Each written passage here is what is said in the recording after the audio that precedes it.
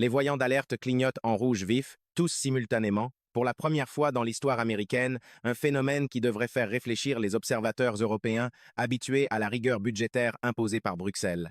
Premier signal d'alarme. Le gouvernement américain dépense désormais 1 280 milliards de dollars annuellement, rien que pour payer les intérêts de sa dette nationale, une somme qui dépasse l'intégralité du budget de la défense, Medicare, et les dépenses combinées pour les anciens combattants, l'éducation et les infrastructures. Washington dépense davantage pour rembourser la dette d'hier que pour construire le pays de demain, un renversement des priorités sans précédent qui ne s'est jamais produit ni en 1929, ni en 2008, jamais auparavant dans toute l'histoire américaine. Deuxième signal, les créanciers étrangers se débarrassent des obligations du Trésor américain à un rythme record, avec la Chine qui a vendu 680 milliards de dollars en 4 ans et le Japon 310 milliards supplémentaires. Les banques centrales étrangères ont liquidé 1 100 milliards de dollars depuis 2021. Les acheteurs traditionnels de la dette américaine prennent leur distance. Et l'histoire nous enseigne que lorsque les créanciers fuient, les empires s'effondrent inévitablement. Troisième signal d'alarme, la part du dollar dans les réserves mondiales a chuté de 71% en 2000 à seulement 55% en 2026, baissant désormais d'un demi-point de pourcentage annuellement et cette tendance s'accélère dangereusement. Lorsque cette part tombera sous le seuil critique des 50%, ce qui arrivera vraisemblablement d'ici 2028, l'effet de réseau se brisera, le dollar cessera d'être la monnaie de référence mondiale et tout changera radicalement dans le système financier international. Quatrième signal, 47% de tous les dollars jamais créés en 250 ans d'histoire ont été imprimés au cours des 4 dernières années seulement depuis 2020. Ce n'est pas une relance économique, c'est un acte de désespération révélant un gouvernement incapable de payer ses factures avec les recettes fiscales. Cette planche à billets effrénée n'a qu'un seul résultat historique documenté, l'effondrement, car imprimer de l'argent pour rembourser les dettes a toujours conduit à la catastrophe monétaire dans tous les exemples historiques connus. Cinquième signal, le Bureau du budget du Congrès prévoit que d'ici 2034, les paiements d'intérêts sur la dette absorberont 50% de toutes les recettes fiscales fédérales, transformant effectivement le gouvernement américain en une simple machine à servir la dette plutôt qu'un gouvernement fonctionnel. Ces données ne sont pas des prédictions alarmistes ni des scénarios catastrophes, ce sont des faits officiels publiés par le gouvernement américain lui-même, et les 5 signaux d'alarme sont tous actifs simultanément en ce moment même. Cette configuration jamais vue dans l'histoire américaine s'est néanmoins déjà produite dans l'histoire mondiale, précisément en Espagne, où ces 5 mêmes signaux ont provoqué l'effondrement complet de l'Empire en moins de 30 ans. L'Espagne de 1550 était l'empire le plus riche et puissant du monde, contrôlant plus de territoires, de ressources et de richesses que n'importe quelle nation dans l'histoire jusqu'à cette époque. L'Espagne possédait un avantage unique qu'aucune autre nation ne détenait. Un afflux illimité d'argent provenant du Nouveau Monde, des montagnes entières de métal précieux qui semblaient inépuisables et rendaient Madrid invincible. Convaincu que cet argent durerait éternellement, l'Espagne a emprunté massivement contre les futures livraisons d'argent et a dilapidé ses richesses dans des guerres incessantes pour maintenir son empire. Puis l'argent s'est épuisé, les dettes sont devenues impossibles à rembourser et Madrid a fait défaut sur sa dette souveraine 6 fois en 90 ans. Le mécanisme qui a détruit l'Espagne n'avait rien de mystérieux, il était purement mécanique et prévisible. Première étape, un afflux d'argent crée une inflation galopante qui affaiblit l'économie productive domestique. Deuxième étape, le gouvernement emprunte contre les revenus futurs en supposant naïvement que l'argent continuera d'affluer indéfiniment. Troisième étape, la masse monétaire cesse de croître. Les dettes ne peuvent plus être remboursées et les défauts de paiement commencent en cascade. L'Espagne a traversé ces 3 étapes fatales entre 1550 et 1650, soit 100 ans entre l'apogée et l'effondrement complet, mais les empires modernes s'effondrent beaucoup plus rapidement, car l'information circule à la vitesse de la lumière et les capitaux se déplacent en millisecondes. Ce qui a pris 100 ans à l'Espagne a pris 30 ans à la Grande-Bretagne au XXe siècle, et ce qui a pris 30 ans aux Britanniques prendra seulement 15 ans à l'Amérique dans notre ère numérique hyper connectée. Les États-Unis se trouvent actuellement dans la deuxième étape du processus de destruction. Ils empruntent contre les recettes fiscales futures, partent du principe que la croissance économique se poursuivra éternellement, et dépensent l'argent de demain aujourd'hui sans considération pour les conséquences. Mais les 5 signaux d'alarme nous transmettent tous le même message alarmant. La croissance ralentit, les créanciers partent, la masse monétaire ne peut pas s'étendre indéfiniment, nous manquons dangereusement de temps. Lorsque la 3e étape commencera avec le premier défaut de paiement ou restructuration majeure, le processus ne se déroulera pas sur des décennies comme en Espagne, mais sur des mois ou peu, être même des semaines seulement. Le système financier mondial moderne repose entièrement sur la confiance collective, et cette confiance, une fois brisée par un événement déclencheur, ne revient jamais. C'est la leçon fondamentale de toutes les crises monétaires historiques. Du point de vue européen et particulièrement français, cette situation présente une ironie historique profonde. Nous avons connu notre propre crise de dette souveraine sous l'Ancien Régime qui a contribué à déclencher la Révolution de 1789. Aujourd'hui, avec une dette publique française dépassant 110% du PIB et des tensions budgétaires constantes, nous observons les mêmes mécanismes destructeurs se répéter chez notre allié américain à une échelle encore plus massive. La différence cruciale réside dans ce que Valéry Giscard d'Estaing appelait dans les années 1960 le privilège exorbitant du dollar. Washington peut imprimer sa monnaie pour financer ses déficits sans subir immédiatement les conséquences inflationnistes que d'autres pays subiraient. Mais ce privilège monétaire n'est pas éternel. Les signaux montrent clairement qu'il s'érode progressivement, et pour les Européens, qui ont toujours plaidé pour un système monétaire international plus équilibré, cette évolution confirme des décennies d'avertissement. L'euro, malgré ses propres défis structurels et les critiques sur sa gouvernance, pourrait bénéficier de cette redistribution progressive de la confiance monétaire mondiale vers un système multipolaire plus diversifié. Toutefois, nous devons rester lucides. Un effondrement brutal du dollar aurait des répercussions catastrophiques sur l'économie mondiale entière, y compris l'Europe, compte tenu de notre profonde intégration commerciale et financière avec les États-Unis. L'histoire nous enseigne que la chute d'un empire monétaire dominant n'est jamais un événement isolé, mais plutôt une réorganisation géopolitique et économique globale qui affecte tous les acteurs du système international. La question fondamentale n'est donc pas de savoir si l'hégémonie du dollar prendra fin, mais quand exactement cette transition historique se produira et quelles seront les conséquences pour nos économies européennes intégrées. Dans cette perspective géopolitique, la stratégie française de diversification monétaire et de renforcement de l'autonomie stratégique européenne prend tout son sens. Il ne s'agit pas d'anti-américanisme primaire, mais de lucidité face au cycle historique. Les 5 signaux d'alarme détaillés rappellent étrangement les mécanismes qui ont conduit à l'effondrement de l'Empire espagnol au XVIIe siècle, et cette analogie historique n'est pas qu'un exercice intellectuel académique. Comme l'Espagne qui comptait sur l'afflux infini d'argent des Amériques, les États-Unis misent tout sur le statut perpétuel du dollar comme monnaie de réserve mondiale. Cette confiance excessive dans un avantage structurel apparemment permanent est exactement ce qui a perdu Madrid.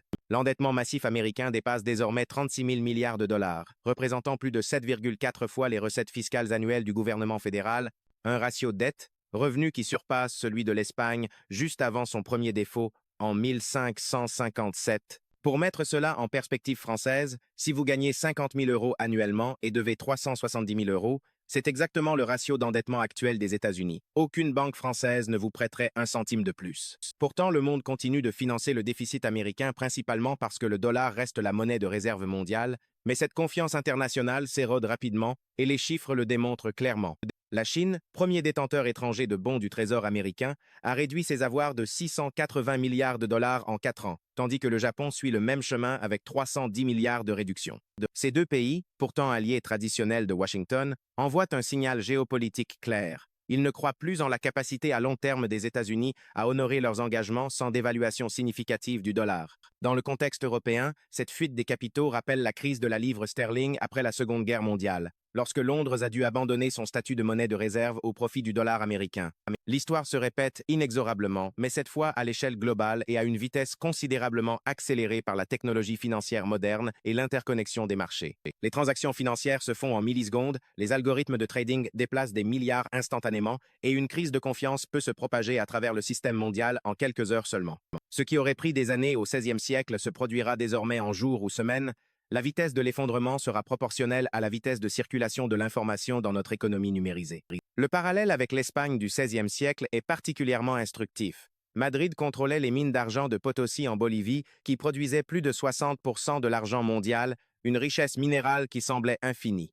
L'Espagne finançait ses guerres incessantes en Europe en empruntant contre les futures cargaisons d'argent, mais cet afflux massif de métaux précieux a provoqué une inflation galopante qui a détruit la compétitivité de l'économie productive espagnole. Les économistes appellent ce phénomène la révolution des prix du XVIe siècle. Pourquoi fabriquer des biens quand l'argent afflue du ciel, raisonnaient les Espagnols, avant de découvrir trop tard que cette richesse était une malédiction déguisée. Aujourd'hui, les États-Unis vivent une dynamique similaire avec la planche à billets de la Réserve fédérale. Depuis 2020, 47% de tous les dollars jamais créés ont été imprimés. Un chiffre stupéfiant qui illustre le recours massif à la création monétaire. Cette politique monétaire ultra-accommodante a certes évité une récession profonde pendant la pandémie de Covid-19, mais elle a aussi créé les conditions d'une inflation persistante et d'un affaiblissement structurel du dollar. Comme l'argent espagnol au XVIe siècle, Le dollar américain perd progressivement de sa valeur réelle, malgré son abondance apparente. La différence étant que le dollar moderne est une création fiduciaire qui peut être produite à volonté. Du point de vue français, habitué au débat sur l'austérité budgétaire imposée par les critères de Maastricht et le pacte de stabilité européen, la situation américaine paraît surréaliste et injuste. Alors que Paris est régulièrement sermonné par Bruxelles pour un déficit public dépassant 3% du PIB, Washington affiche des déficits de 6 à 7% sans subir de sanctions ou pressions comparables. Cette asymétrie flagrante reflète le privilège exorbitant du dollar. Les États-Unis peuvent emprunter dans leur propre monnaie et compter sur la demande mondiale de dollars pour financer leur déficit à des taux relativement bas. Mais ce privilège repose entièrement sur la confiance internationale qui s'érode à mesure que les signaux d'alarme se multiplient.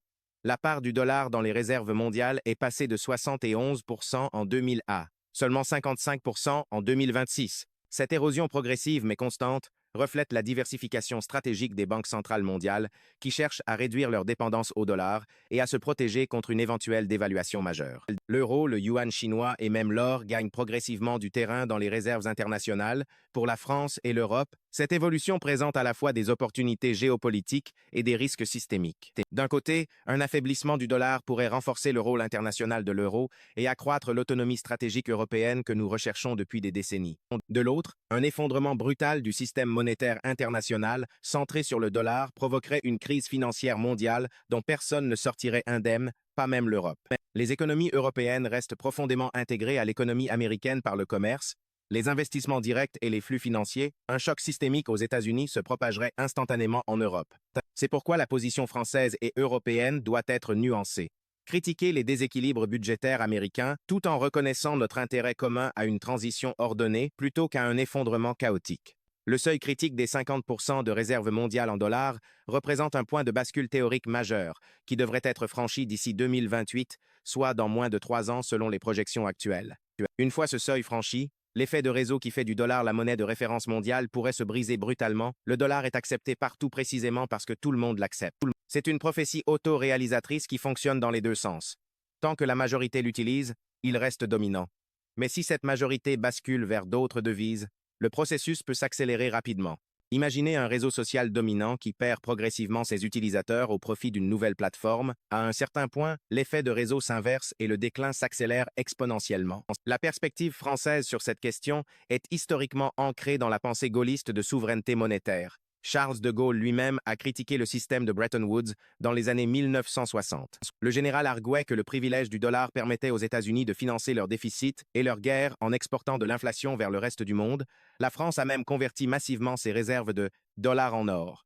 Cette tradition intellectuelle française de méfiance envers l'hégémonie monétaire américaine trouve aujourd'hui un écho dans les faits. Les signaux d'alarme confirment les avertissements lancés par plusieurs générations de dirigeants français. Toutefois, il serait erroné de se réjouir d'un éventuel affaiblissement du dollar sans considérer les implications systémiques. Un effondrement brutal créerait un vide de gouvernance monétaire mondiale que personne ne peut combler. L'euro souffre encore de l'absence d'une véritable union budgétaire et politique. Le yuan chinois reste contrôlé par un régime autoritaire qui limite la convertibilité et la transparence.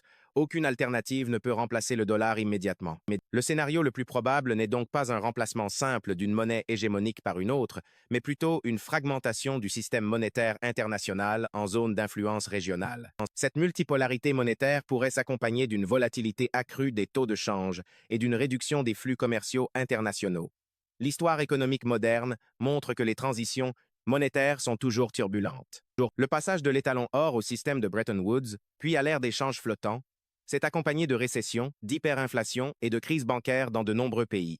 Les investisseurs et citoyens doivent se préparer à une période de grande incertitude économique et financière. La diversification traditionnelle devient plus pertinente que jamais dans ce contexte. L'or, actif refuge millénaire particulièrement apprécié des Français depuis Napoléon, mérite une place stratégique dans tout portefeuille d'investissement diversifié face aux risques monétaires actuels. L'immobilier de qualité dans des emplacements recherchés offre une double protection. Usage direct pour le logement ou revenu locatif, et protection contre l'inflation et la dépréciation monétaire. Les actions de sociétés solides avec des actifs tangibles et des revenus diversifiés géographiquement peuvent également préserver la valeur réelle du capital pendant les crises monétaires. Mais au-delà des stratégies purement financières, il est essentiel de développer des compétences et des réseaux qui conserveront leur valeur indépendamment des fluctuations monétaires et des crises. L'éducation, L'expertise professionnelle, les relations humaines et la santé constituent le véritable capital permanent qui survivra à toutes les crises financières et monétaires. La chronologie proposée suggère que nous disposons de 4 à 8 ans avant le premier défaut majeur ou restructuration de la dette américaine, une estimation basée sur l'extrapolation du modèle espagnol. Si l'Espagne a mis 90 ans à s'effondrer complètement entre 1557 et 1647, les États-Unis pourraient parcourir le même chemin en 15 à 20 ans, seulement en raison de la vitesse des cycles économiques modernes. Nous sommes déjà 15 ans après la crise de 2008 qui pourrait être considérée rétrospectivement comme le début de cette spirale descendante. Cette perspective temporelle n'est qu'une estimation, mais les tendances sont claires. L'absence de volonté politique apparente pour des réformes structurelles aux États-Unis suggère que le scénario de continuation actuel reste le plus probable. Les deux grands partis américains sont paralysés. Les républicains refusent d'augmenter les impôts tandis que les démocrates s'opposent aux coupes dans les programmes sociaux. Cette paralysie politique garantit pratiquement que les déficits continueront de croître jusqu'à la crise. C'est exactement ce qui s'est passé avec tous les empires précédents. Ils n'ont jamais réformé volontairement leurs finances publiques avant qu'il ne soit trop tard pour éviter la catastrophe. Le moment du basculement sera probablement marqué par un événement déclencheur spécifique, une vente massive de bons du Trésor, une flambée des taux d'intérêt ou une annonce politique majeure. Ce type d'événement créerait une panique sur les marchés financiers qui se propagerait instantanément via les réseaux numériques et les algorithmes de trading haute fréquence à travers le monde. En quelques heures, le dollar pourrait perdre 10 ou 20% de sa valeur, déclenchant une cascade de faillites bancaires, de défauts d'entreprises et de crises souveraines dans les pays émergents endettés en dollars. Les banques centrales du monde entier interviendraient massivement pour stabiliser les marchés, mais l'efficacité de ces interventions dépendrait de la coordination internationale et de la crédibilité des autorités. Si la confiance est vraiment brisée, aucune intervention technique ne pourra la restaurer rapidement. C'est la leçon fondamentale de l'histoire financière que nous devons garder à l'esprit. Pour les citoyens français et européens, la question pratique est, que faire face à cette menace systémique qui pourrait bouleverser l'ordre économique mondial établi depuis 1945? La première étape consiste à prendre conscience de la gravité de la situation sans céder à la panique. Les scénarios catastrophistes doivent être considérés comme des possibilités sérieuses plutôt que des divagations alarmistes.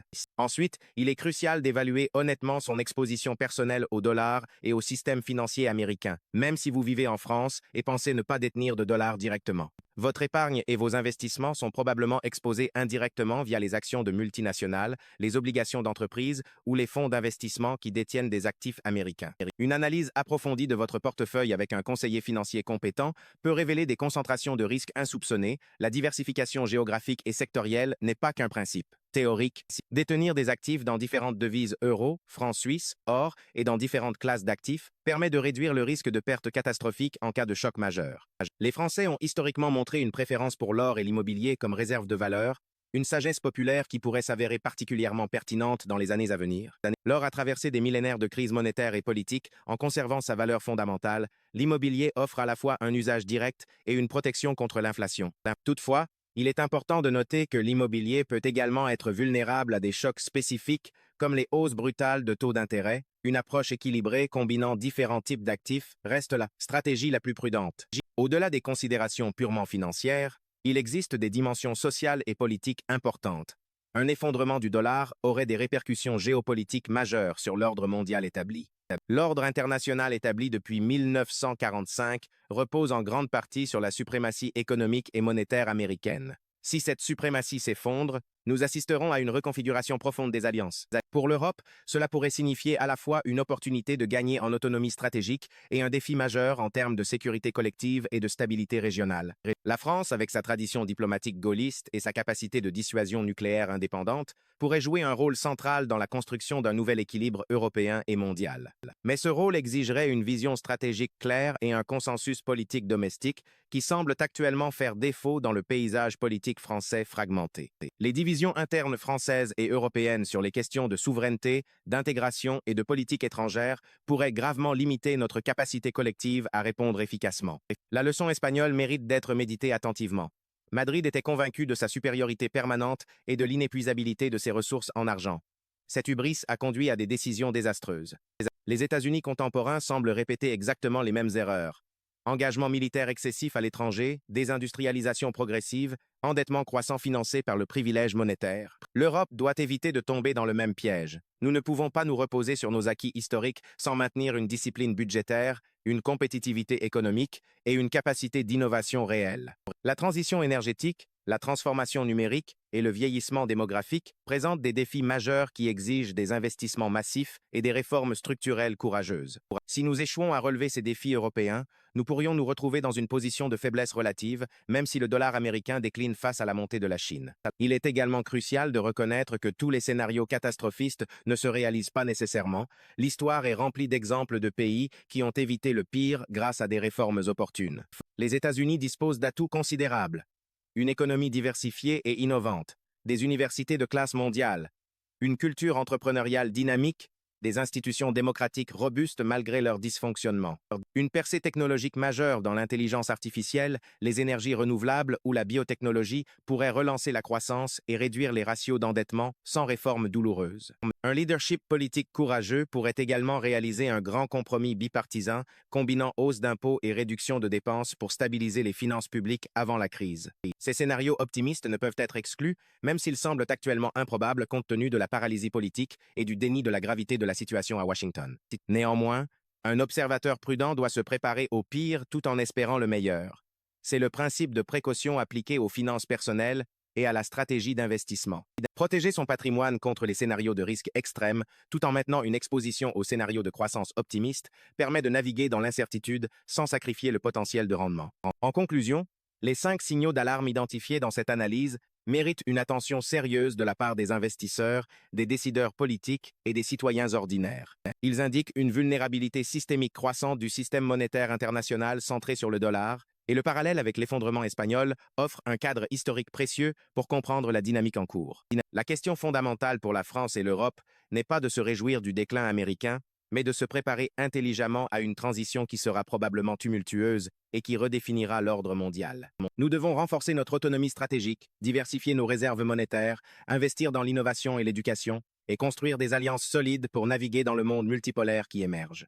Les citoyens doivent également se préparer individuellement en diversifiant leurs actifs, en développant des compétences résilientes et en cultivant des réseaux humains solides qui survivront aux turbulences financières. L'histoire nous enseigne que les grandes transitions monétaires sont inévitables, mais que ceux qui s'y préparent avec lucidité et pragmatisme peuvent non seulement survivre, mais prospérer dans le nouvel ordre qui émerge. Le dollar suivra inévitablement le chemin du florin, de la livre sterling et du peso. La seule question est de savoir quand exactement, et les signaux d'alarme nous disent que ce moment approche rapidement. Tout comme l'argent s'est épuisé pour l'Espagne, le statut de réserve du dollar s'épuise pour l'Amérique, et lorsque ce processus atteindra son point critique, les défauts commenceront en cascade.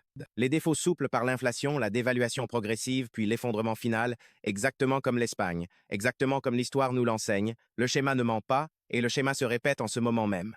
Nous vivons un moment historique de transition d'empire monétaire, et seuls ceux qui comprennent les leçons de l'histoire seront préparés pour ce qui vient.